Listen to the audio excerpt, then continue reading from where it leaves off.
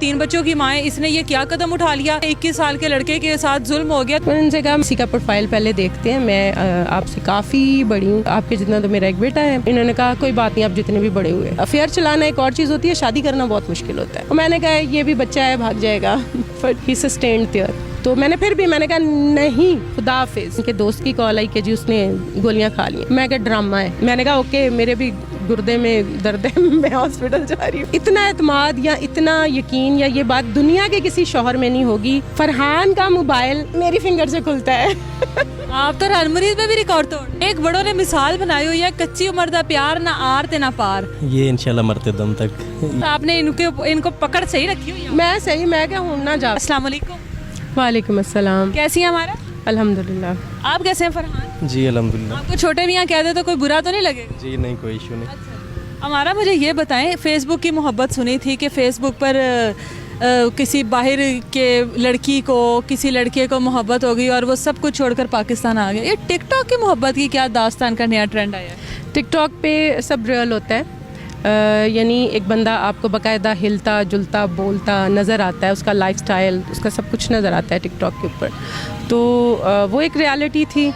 Plus अच्छा, एक और चीज़ है मोस्ट इम्पॉर्टेंट, हमारी ख़वातीन बहुत ज़्यादा फ़िल्टर यूज़ करती हैं, मेकअप यूज़ करती हैं। तो मेरी टिकटॉक अगर आप देख पे भी बेबी फ़िल्टर टिकटॉक देख लें या फेसबुक देख लें, मैंने हमेशा बिना फ़िल्टर या रियल में मैंने कोशिश की कि यार मेरी ओरिजिनल शेड्स भी नज़र आएँ।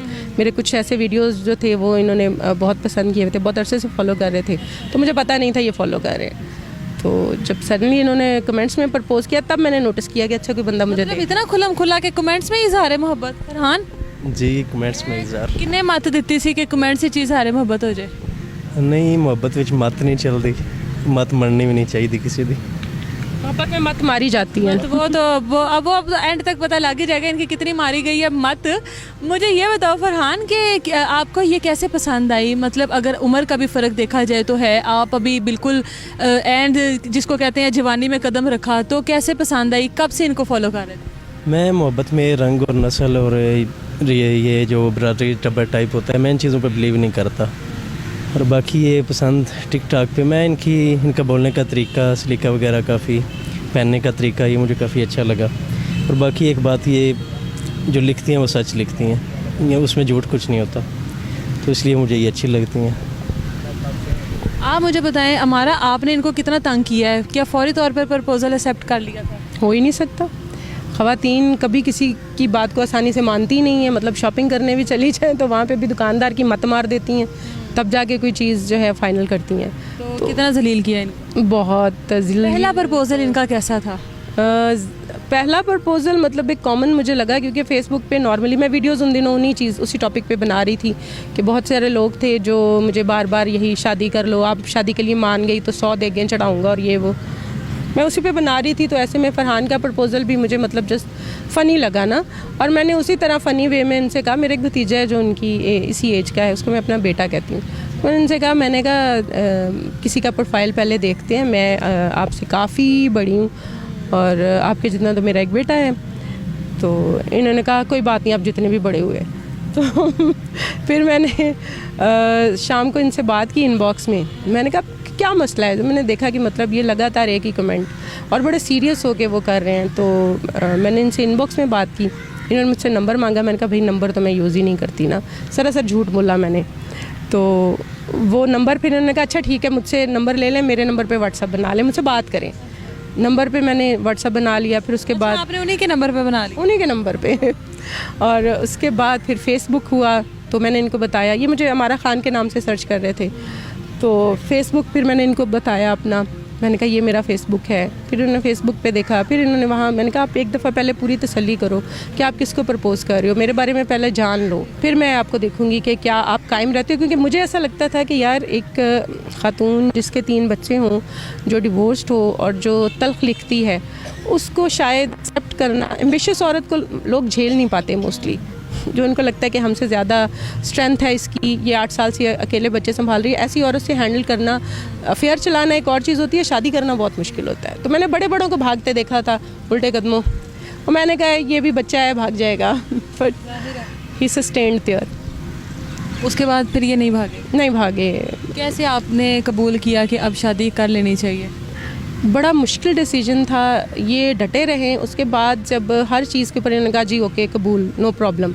मैंने कहा जी बच्चे हैं, नो प्रॉब्लम। मैंने कहा जी डिवोर्स्ड है, मैं सिंगल मदर हूँ, नो प्रॉब्लम। मैंने कहा जी एज में बड़ी हूँ, नो प्रॉब्लम। मैंने कहा आपकी mother family, he said okay mother agree है। मदर से ये बात भी करवा चुके थे मेरी, ठीक है। फिर मैंने इनसे कहा कि मतलब यहाँ तक मैंने पल्ला चढ़ाया, मैंने कहा छोटी बहन की शादी करो, कहते वो 10 साल की है। तो मैंने कहा आपको क्या आखिर है भी इतनी जल्दी शादी करने की।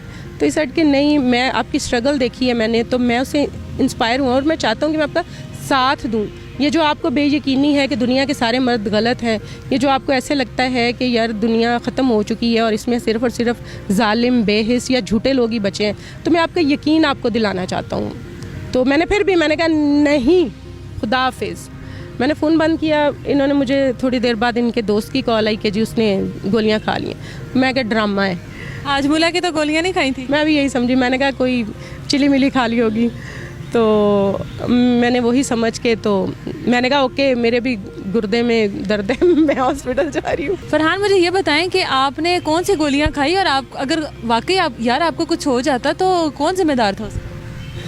जिम्मेदार कोई भी नहीं था, जिम्मेदार मैंने खुद ही होना था। लेटर वगैरह लिखा था गोलियां खाने से पहले? नहीं, ऐसा कुछ नहीं किया था। किसी कबूतर के हवाले वो लेटर किया हो कि ये मेरे बाद अमारा तक पहुंचे? नहीं, हमारा को जब मैंने बता दिया था कि मैं गोलियां खा रहा हूँ। कितनी गोलियां खाई थी? 3। यार आप बच कैसे गए? वो तो बहुत हैवी गोलियां होती हैं। ये मैंने सच निकलवाना है। बस फिर प्यार सच्चा था, बच गए। बता सचियाँ। अच्छा, फिर अमारा ने जब आपकी वो हालत देखी और उसके बाद अमारा ने आपको कहा कि ठीक है जी कबूल है कबूल है कबूल है, तो फिर गोलियों का तो वो सारी खुमारी और जहर वो सब कुछ एकदम वैसे ही उतर गया होगा? जी वो इस तरह उतरा कि डॉक्टर ने मुझे बोला कि 4 दिन बाद आपको डिस्चार्ज करना है। मैंने कहा नहीं, मुझे तो सुबह छुट्टी चाहिए। मैंने कहा मुझे सुबह आज छुट्टी चाहिए। कहते हैं कि नहीं। फिर 2-3 दफ़ा कहने पर फिर उन्होंने कहा कि सुबह आपको डिस्चार्ज करेंगे। अच्छा अमारा, फिर आपने शादी कितनी देर बाद की इनकी ये गोलियाँ खाने के वाले? 8 को इन्होंने गोलियां खाई थी और 17 को हमारा निकाह था। मतलब वो दिन बहुत ही मुश्किल से काटे होंगे। मैंने बहुत सारी ऐसी चीज़ों को जो मैं मतलब अगर शुरू करूं, यहाँ पे मेरे पास ऐसे ऐसे स्क्रीनशॉट्स भी पड़े हुए कि जी आप हमसे एक रात के लिए हमारे पास आ जाओ और 50,000 ले लो और ये और वो, इस तरह की गंदी गंदी ऑफ़र्स। तो ऐसे लोगों की बजाय बेहतर है कि आप एक अच्छा तरीका अपनाएं, निकाह करें। ऐसे लोगों को शटअप कॉल खुद ब खुद हो जाती है। आप हमारे क्या कहेंगे? अब ये ना कहना तमाम, सॉरी फरहान आपके, अब ये नौजवानों को ना कहना कि कोई इस तरह आपके साथ नहीं प्रपोजल आपका एक्सेप्ट करती तो जहर खा लेना और मर जाना, इसके अलावा और नहीं, मैं तो यही कहूँगा कि ये जहर वाला तरीका तो गलत है, सरासर गलत है। तो ये तो ना अपनाया जाए। और बाकी ये है कि निकाह किया जाए, जना के बजाय निकाह को तरजीह दी जाए। ये बेहतर। ले जी, फरहान का जो मैसेज है बहुत अच्छा था ये कि जना से बेहतर है कि आप लोग निकाह कर लें। और अगर छोटी उम्र में और बड़ी उम्र की लड़की के साथ निकाह किया है तो ये तो सुन्नत भी है, इसमें कोई बुरी बात नहीं है। अगर इस चीज़ को हम लोग टारगेट करें कि ये लड़के ने क्या कर लिया, क्यों इतनी बड़ी उम्र की लड़की के लिए जहर खा लिया, या हम अगर लड़की को टारगेट करें कि 3 बच्चों की माँ है, इसने ये क्या कदम उठा लिया, एक बेचारे 21 साल के लड़के के साथ जुल्म हो गया, तो इसमें कोई बड़ी बात नहीं है। अगर आप लोगों के दिल मिलते हैं, अगर आप लोगों के जहनियत मिलती है, 60 साल का तो आदमी पठानी खरीद के लाता है जो 15 साल की होती है, बिल्कुल ठीक है, और वो ख़रीद के लाता है, उसके साथ शादी भी नहीं कर रहा होता। वहाँ पे कोई नहीं बोलता। मदरसों में 4-4 साल के बच्चियों के साथ रेप होता है, बच्चों के साथ रेप होता है, गली मोहल्लों में आपके रेप आम है।